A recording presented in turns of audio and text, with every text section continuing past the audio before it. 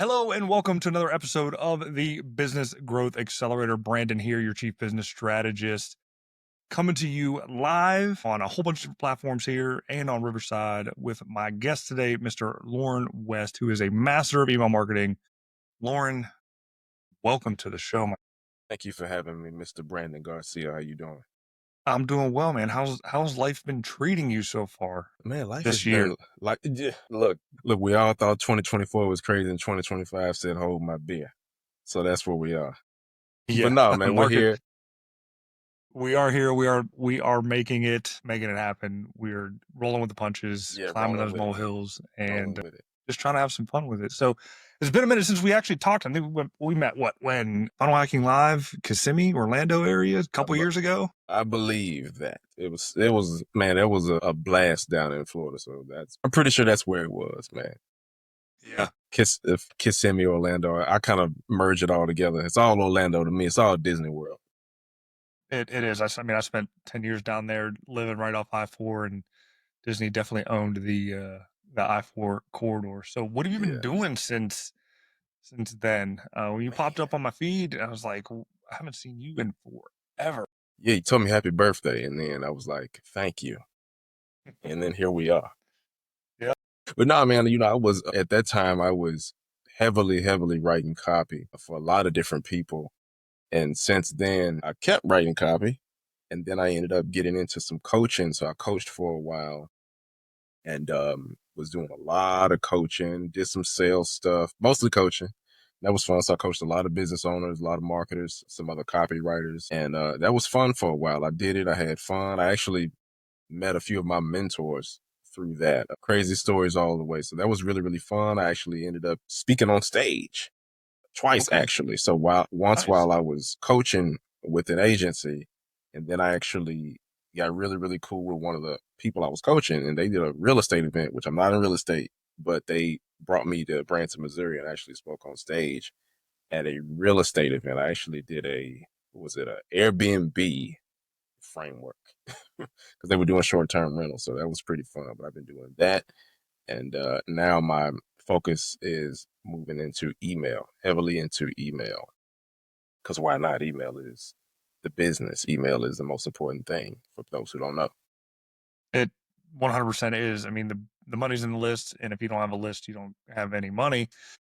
And how are people selling now? It's all an email. I don't know how many emails I get a day from lists that I sign up for, and they just ping me minute after minute after minute from both on a commercial side and from a quote unquote guru side, right? Because I hack everybody just like you, right? Man, I'm a serial email checker, and I need to stop. But I literally, every time my phone vibrates, it's a cue to go check email because I'm looking for, a message from somebody or one of my favorite marketers. Like, I read email. For a while, I wrote so much email, I didn't like it. I was tired of writing email copy. And then I don't know, something just kind of clicked over the last year. I was like, you know what? I've written so much email and helped people write a bunch of emails. I might as well just kind of focus on that. Like, why not? And then, just really jumped head first into that medium, and just the light bulb kind of clicked. Like, why didn't you just focus on email all these years? Like, you probably would be crazy rich right now because all the things you've been telling people to do for years, like, hey, the money's in the list. Like, well, you might as well focus on it, man. So that's definitely something that I'm moving into now, man. I wish I would have did it a while ago, man. I really do. Don't we all, man? I tell myself that every day. If I would have just jumped onto this thing 10 years ago when I had an opportunity to invest 10 grand, which was absolutely insane at the time for a coaching program, to then see the guy walk on stage with his $10 million ClickFunnels award. Who was it? Do you remember? Kialakanai. I don't think I've heard of that person. Never heard of him. He had a program called AWOL at first, and then that kind of folded, and he started a whole different program. And I think he's pretty much pseudo retired. Basically, he was an affiliate marketer and selling a course, how to make money online, right? He was a make money online type guru person. Yeah. And I mean, that really wasn't what I wanted to do at the time, but it would have at least taught me the skills like that I needed to know to be kind of successful as far as Yeah. where I was at in my life to not be where I'm at, I guess is the best way to put it. Not saying where I'm at's bad, but it just at least in a better position, right? Yeah. I mean, sometimes when you meet certain people, you're not necessarily ready to receive it, I guess. And so you're like, no, that's not the direction I want to go in. But, had you had the mind state that you're in now, it's like, well, hell, I wish I would have just went and paid that 10 grand. He got his 10 million or more. So obviously he knows what he's doing.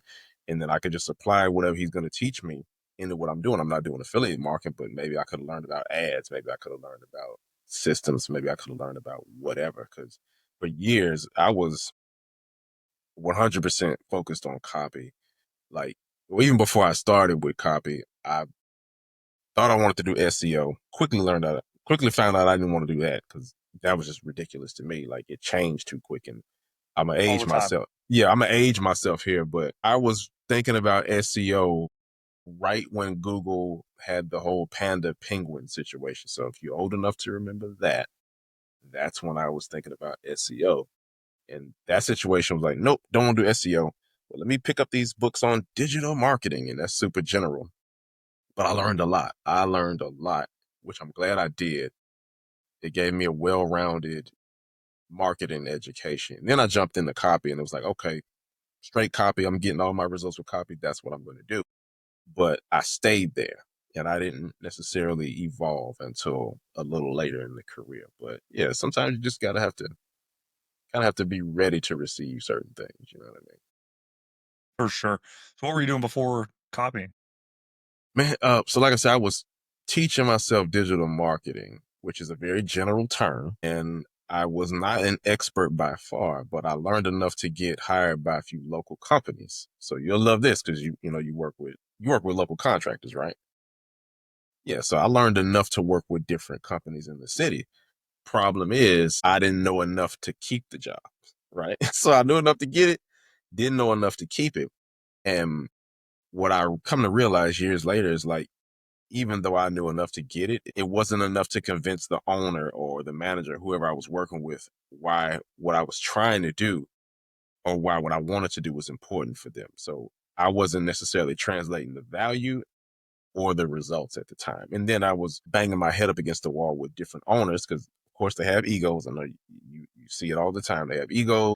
One of these guys was like, "Hey, man, I went to college for marketing in the '80s," and I was like, "Well, that don't mean nothing to me because I'm all about direct response and let's put together the system." And we clashed a lot on a lot of jobs. And then another thing, if anybody's watching this and you do work a quote unquote marketing job, that's depending on where you go, it's probably the worst thing, especially if it's a catch-all position.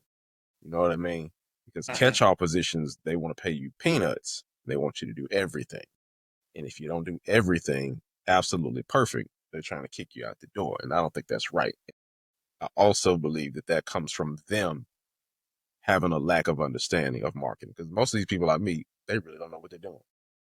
You come in with some sort of know-how, but you're under the thumb of somebody who has no idea what's going on. You know what I mean? Yeah, totally get that. I mean, the Bruce Wayne gig is what I like to call it. I got transitioned into that position as a catch-all along with trying to sell the product as well. So not only did I build out 3 websites for them using ClickFunnels and working on putting the system in place to start building their email list, Mm-hmm. I also have to go make regular phone calls and client visits and things like that. So it Yeah. uh doesn't make it easy to be that catch-all guy. Not at all. It actually puts you at a lot of risk because again, if you mess up, it's on you. And they're looking for you to do everything and they don't really know how to run the marketing of their business. And then marketing, if you do it right, kind of becomes the whole business. So, this one particular place I was at, like I said, this guy went to school for marketing in the '80s. So a lot of times I couldn't really tell him nothing because he figured he knew it already, right? But come to find out when I got hired, the business was failing, right? So him bringing me in, I'm supposed to help turn this thing around, but you're dealing with people who have egos and control freaks.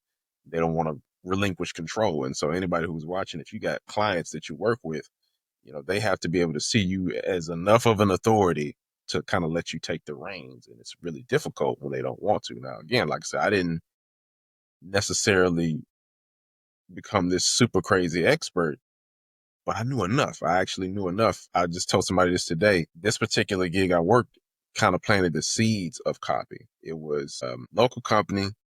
He was selling coffee, and he used to send out these email blasts on, was it like the 1st and the 15th of every month, I think it was.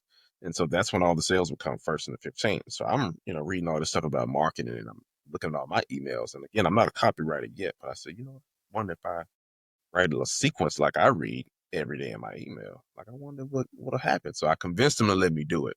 So I put together like this 2-week campaign, and I'm weird. I can't do anything regular. So I put a survey at the end of it, and I kind of had like this scarcity campaign where it was like, I kind of made it seem like we might go out of business, but not really. And I need your customer info for us to make some changes around here. So I spent 1 week of emails, and then the second week was like, okay, I'm going to start letting them know what's going on. Hey, here's the survey. I need you to take the survey, give us this info, and I'll give you a coupon. So on the last day, sent the email out, I go home. Next day is $5,000 in his account. I'm not a copywriter yet. I'm not an email person yet, but I'm just kind of mimicking what I've seen and what I've read about and what I've watched. And I was excited because I'm like, I've never done this before. Like, this is not the first time I made some money online, but it was the first significant amount. And I know 5K is nothing depending on what level you're at. But again, for the position that I was holding at the time, it was big for me. I run to this guy. We're at this place, and I tell him about it. He kind of shrugged it off. And I'm puzzled, like, do you realize what I just did? I just made you 5K, and you didn't have to give away everything, because he would have these crazy coupons like going out of business sales on the 15th every month. I'm like, you don't have to do that. Why are you doing this? And so, yet another point of clash.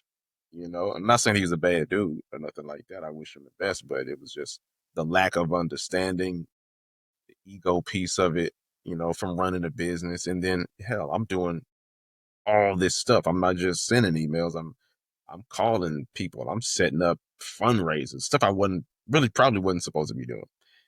I started having them put paper in every single order. So if you order from us, we're not just going to send you the product.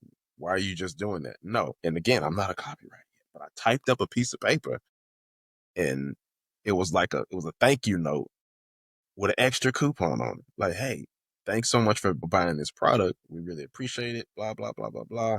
Here's an extra code for your next purchase, right? So again, I'm trying to get us away from giving away the house once a month and training people to not buy whenever they want these products. I was doing stuff like that, man, which is kind of crazy to look back on now. Like, I wasn't a copywriter then, but I was definitely doing copy-like activities. Yeah, for sure. And those are smart marketing tactics and techniques there. And you being a copywriter, I'm sure one of your mentors is Dan Kennedy, right? So No, no, I not like really. Dan, but he's not. I like him, but he's not. My mentors are people who folks have probably never heard of. That's how much of a nerd I am. Gotcha. Well, I Copy, mean, but I like Dan. I do like Dan. well, I've followed Dan for a while, and he's mentioned, some of those same things that you've mentioned. I listened to it on his podcast. Like, you know, people get accustomed to only buying during the sales. You keep doing the same thing over and over again. They're only going to buy when you do it. So the fact that you broke that habit, which is good, because you got to train your herd. And email is definitely a good way to train the herd. So let's get into a little bit of tactics here. I mean, break down a typical email campaign that you would use to start up the business for your clients. So that all depends. So there's a bunch of quote unquote campaigns you can do, but I would say, like, bare minimum, you need a welcome sequence. You know what I mean? You need something that welcomes people into your world. So you would have a landing page set up. You'd offer them something for free. And based on whatever that is, they're going to give you their name and email. Some people kind of leave the name out because they think it might get them higher conversions. That's stuff you got to test out. You want to collect that. And the very first email is going to be like, hey, thanks so much for signing up for whatever I promised you. Here it is, right? And then from there, we're going to start this sequence with multiple touch points. We're going to, tell stories. We're going to call out some of the problems, but it's usually going to be a week-long sequence. And then at the end of that week, we're going to sell you a product, right? If we haven't already sold you something in the past, right?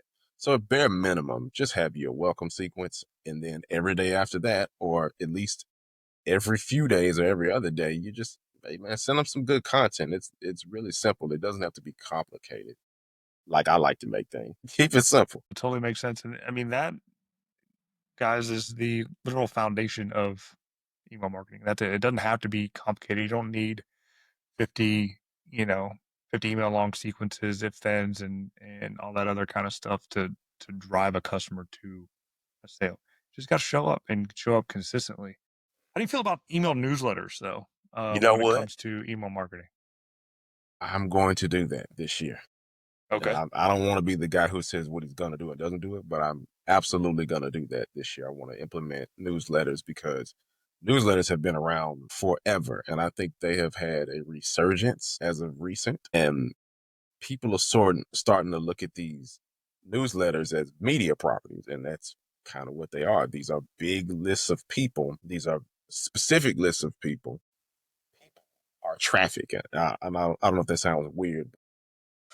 People equals traffic. So if you have a media platform where you control the traffic, that's worth a lot of money the bigger it gets. And the bigger and more niche it gets. Like there's some big newsletters that are sort of general, but man, if you can get you a good niche newsletter and build it up really, really good, you can make a lot of money. And you can sell affiliate products, you can sell your own products, you can sell advertisement on there.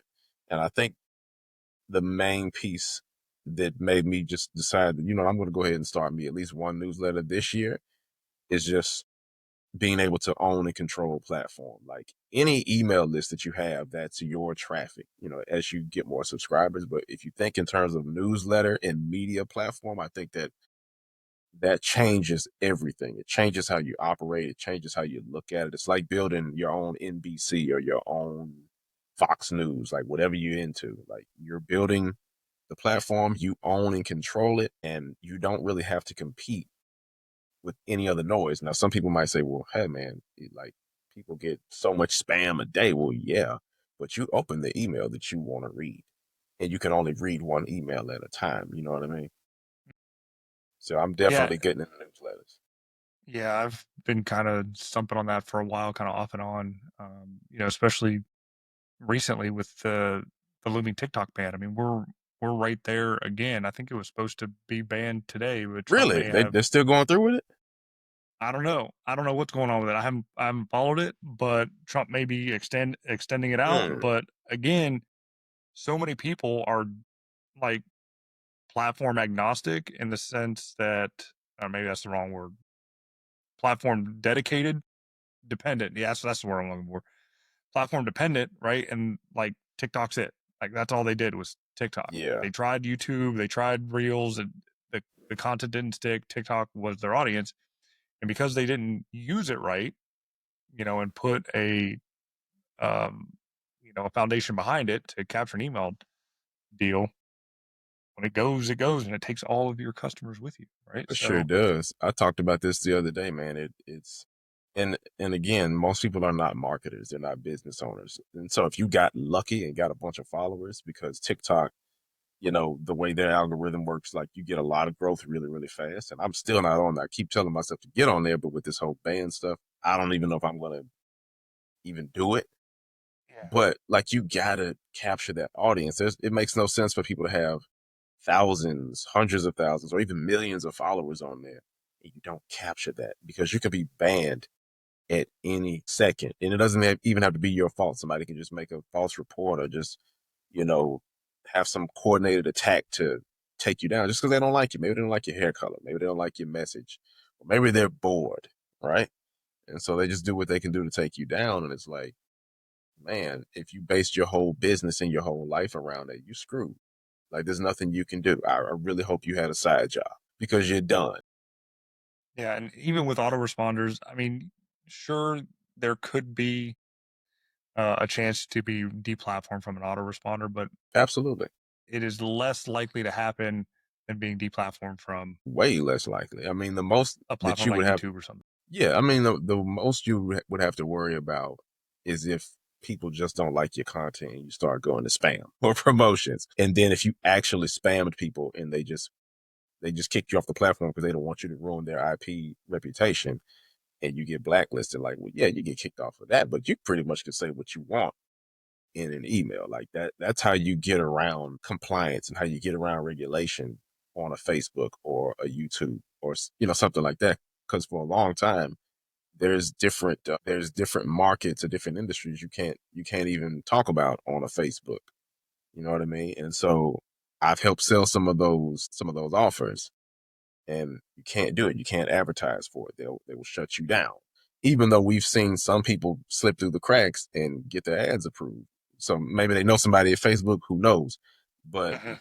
you know, they won't let you advertise and make money on those platforms. They won't let you say certain things. Even during the pandemic, couldn't say certain stuff. That was huge for censorship back then.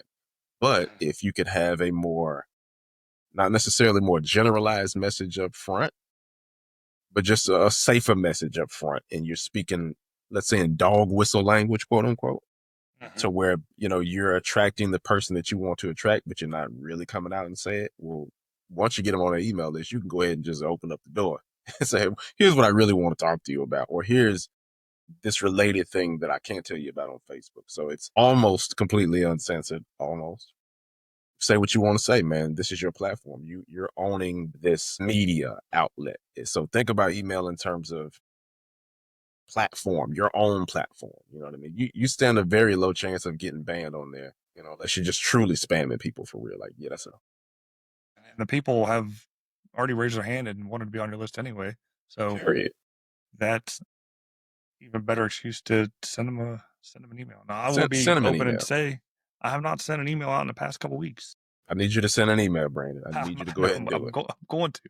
I need to. It's Q2. I think after FHL I was just so burnt out working with projects and things like that that I just like, Yeah. It oh yeah, I happens need to like do my that. email. But I didn't do my email because It I was happens. busy. It's tough being a solopreneur, right? You got to wear many hats. It is, man. You're your own advocate. You're your own marketer. Then you got the operations side, and it's like, okay, I'm my client success manager. It's a lot, especially what you're doing with, you know, local contractors, man. These are traditional business owners. So, they sort of expect traditional things. You have to be Mhm. all these things to them, and they call you with their problems, you know what I mean? And you become like a counselor. So it's a lot, man. I get it. It is. It is. So what's next in your business? What's the next chapter you got going? You're And the starting to next write. the next chapter is me fully launching an email list management service. I haven't completely launched yet, so I'm just getting everything together. I'm in a short transitional period, so I'm right there at the edge, getting ready to do that. And once that is up and sustained, newsletters to fund it. Or excuse me, not necessarily funded, but newsletters to drive traffic to that. And that'll be sort of a back end thing, man. So I'm really looking at platform building as my mindset, platform building, ownership. I'm really thinking like NBC, ABC, Fox News, man. Like these traditional media outlets are really, they're going away with the dinosaurs. So somebody's got to be there to pick it up. It might as well be us. You know what I mean? It is, and there just comes a time where people are just sick of the dribble, so to speak, that's coming across all the screens Absolutely. when it comes to the video. Even though video still is kind of king, like sometimes people just want to read, right? Yeah. I mean, it's more to me. I think it's more about who you trust, because if you have somebody like yourself, like your clients trust you, so they're gonna want to know Brandon's opinion on things. They're going to know, hey, did Brandon say that was cool to do? Okay, well, you know what? I trust Brandon. We'll do it. We'll do this campaign like this. So when you run your own email list, and it doesn't necessarily have to be newsletter, like I was saying, if it's just, hey, I'm a coach or consultant, and I have an email list, and I got a couple hundred people, maybe I have a few thousand people. If they trust you, they're going to listen to what you say, and that means you have influence over them. You can sell them products, you can sell them services, but you are the person that they trust. And so I think people are just going to go more into the specific the specifics of I trust this person, I trust that person. He's not lying to me necessarily, because I think a lot of us are tired of, being told what to think or how to feel, especially with mainstream media. We've been watching this stuff for years, and although it is still very powerful, we're all going to watch it. We're going to need to know what the weather's like and what's going on in politics, but we've got social media behind us to where we can have our discussions, and then we have email newsletters to where we can get the perspective of the person that we trust the most coming right to us. So, I think it's important for everybody to do some email and at least look at it like, hey, this is my platform that I own. This is my news channel that I'm communicating to you about, or excuse me, that I'm communicating to you Right. And just because you're a local service business doesn't mean people don't want to hear from you. I mean, with. I want to hear from you. if you cut grass, people want to know how to grow the grass right. Right. If you fix leaky pipes, people want to know how to fix their own leaky pipe before they have to call you. Having the ability to reach out and help educate somebody on the simple tasks is going to keep you top of mind for when they need you for the bigger tasks, right? Absolutely. Absolutely. And some people might think, well, yeah, man, they don't really want to hear from me about plumbing. Well, okay, maybe the regular schmegular person doesn't want to hear about it. Maybe they just want they want their pipes fixed, you know what I mean? But there's the DIY person who, may want to know about this particular wrench or this particular nut, or how do you install this particular sink or valve, or things like that. And maybe you just give a little tip here and there, how to keep your pipe safe for the winter, and, whatever. Here's my 10-step guide on installing a shower head. You know what I mean? And so at that point, well, you're not just like every other service provider in your city. You're actually providing information, like just like you said, before they need you. Well, maybe I can do this myself. Okay, cool. I did it myself. I don't need you. I'm not spending the money. But maybe they'll call you for the big project. You know what I mean? Yeah, the When they big back clog the end toilet. project. When they And clog the toilet and they can't yeah. fix it, right? Or That's when when the they're going to pipes call you. burst. You know what I mean? Yeah. At the end of the guide is, hey, look, you know what? We've given you this 10-step guide to make sure your pipes don't burst during the blizzard. But if it did, this isn't something you're going to be able to do on your own. You got to call us. Call me at 555-5555. Or go to this website and book your session now, or book your pipe repair service now. Like, you need email, man. Just get your landing page, get your autoresponder, start collecting emails, and just start sending them information, build that authority. So it's going to change the game. What autoresponders do you recommend? Now, this is probably, if you ask every person or every marketer, Uh, they're probably all going to say something different. oh, of course. But for like somebody just getting into it, doesn't really know anything, not too tech savvy, Hmm. what would be the easiest one? Just getting into it, not too tech savvy. I would say MailChimp, but I hate MailChimp. Don't use it Okay. at all. And we're on the same page there. I hate MailChimp. Don't use it. I would say maybe, okay, I would say for me, I am a man who values simplicity, and I value a clean UI and easy to use. So I would say just getting started, maybe you want to try something like ConvertKit. It's very clean UI, pretty easy to use, pretty easy to set up. You can do automations with it, no problem. Right after that, it's probably going to be something like, oh God, I just drew a blank. What is this thing called? Active Campaign. Yeah. And so with that, you're going to be able to, have your autoresponder. You're going to be able to do advanced automations, but you can still keep things simple. So I would say, but choose between like a ConvertKit or an Active Campaign, and keep it simple like that. Now, if you're doing like more e-commerce, you might want to try Klaviyo, because it's straightforward. It is easy to use. You can get some pretty crazy automations going with it, but it's very, very popular in the e-com space. I have seen some people outside of that space use Klaviyo, but mostly for e-com, because it integrates seamlessly with Shopify. So between ConvertKit, Active Campaign, if you're doing like, coaching, consulting, expert style business, or even if you're, you know, um, local contractor, something like that, you would be good with that. Klaviyo, if you maybe doing more e-com style stuff, and I'm pretty sure you have a platform that you use for your local contractors, right? I'm pretty sure you got like a whole system. I do. I got two systems really. My business growth accelerator platform, depending on where the contractor is at in their whole journey and ecosystem, can get set up on there with some basic rudimentary automations when it comes to email marketing, especially for reputation management. Absolutely. But the main heavy duty lifter that my goal is to get them set up on would be ClickFunnels. Oh, okay. Just because it has everything in it, from the basic funnel hub, all your landing pages, and you can set up semi robust campaigns with it, and email newsletters all in one platform there. Absolutely. And I wanted to give ClickFunnels 2.0 a try, and I still might, since they have changed things now, because I looked into Go High Level, and I know that's big in the contractor space and many other spaces, but I just couldn't.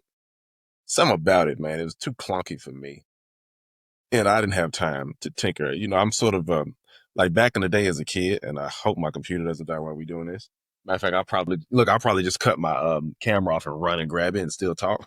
And that's probably what I do. And it's probably super unprofessional, but we're gonna keep it rolling because it's tech That's stuff. okay. It's tech stuff.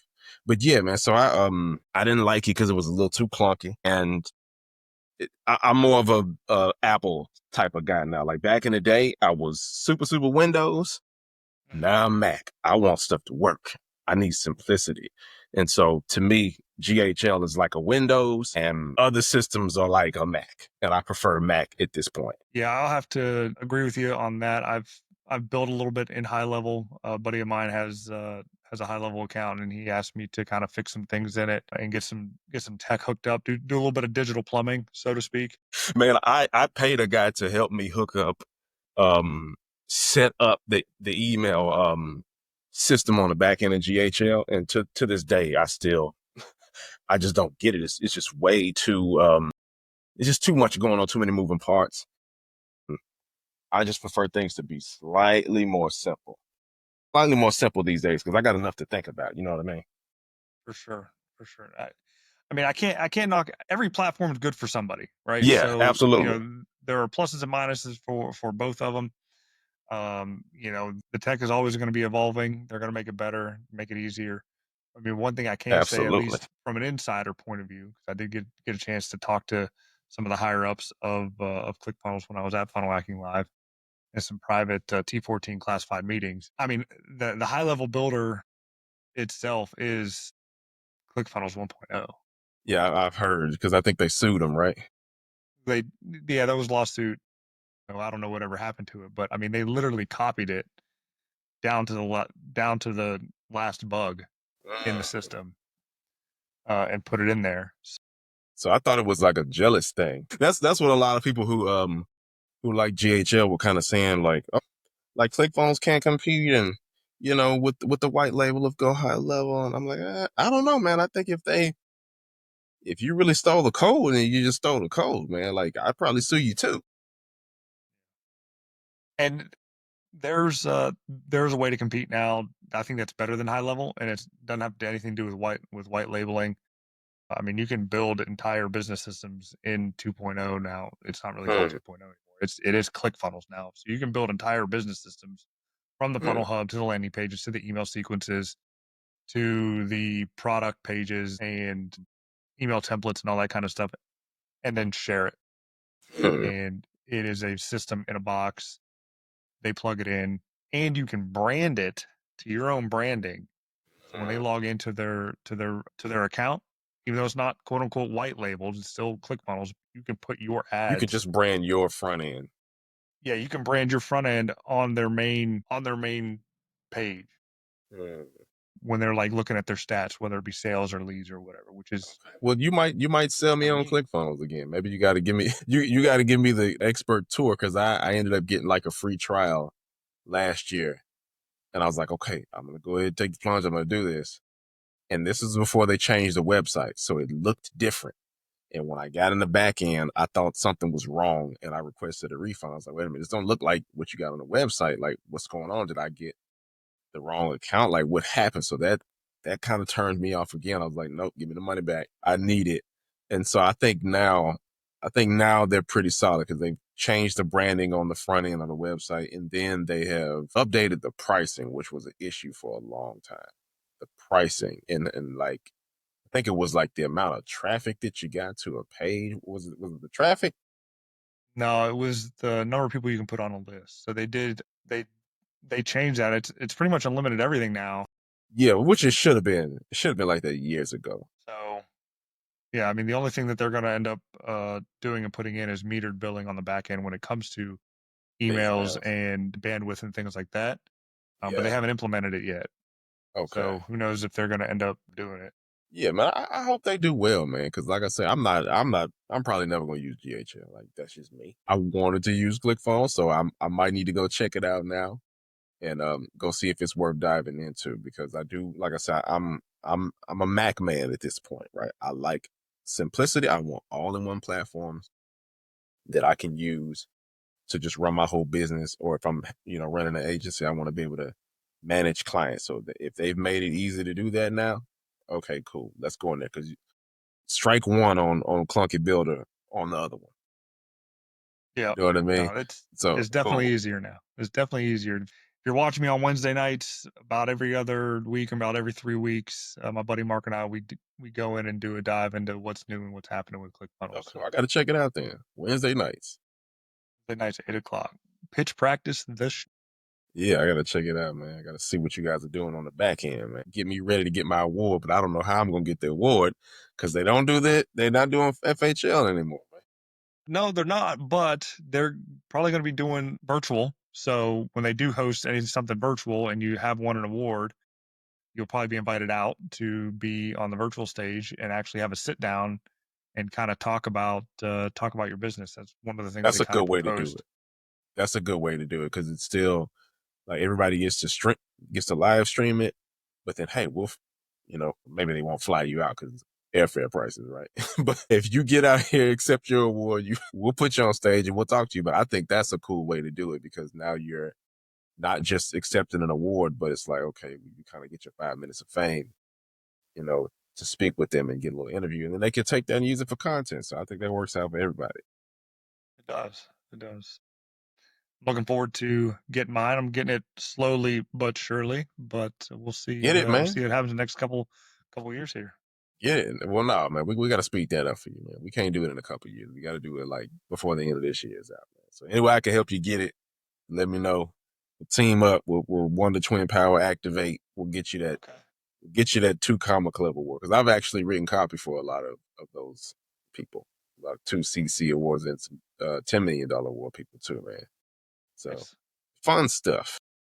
I have to hit you up on that. Well, Lauren, man, it's been a blast rapping with you. It's good catching up. If you're still listening, we appreciate you still listening and watching. If you got anything out of this episode today, leave a like and a comment below. Definitely look up Loren, check him out if you need help with your copy, marketing, wanting to get started in any of that part of your business. Loren's the guy to reach out to. All of his contact information are going to be in the show notes below. Again, this is Brandon, your Chief Business Strategist. Thank you for listening to the Business Growth Accelerator. Take care and have a great day.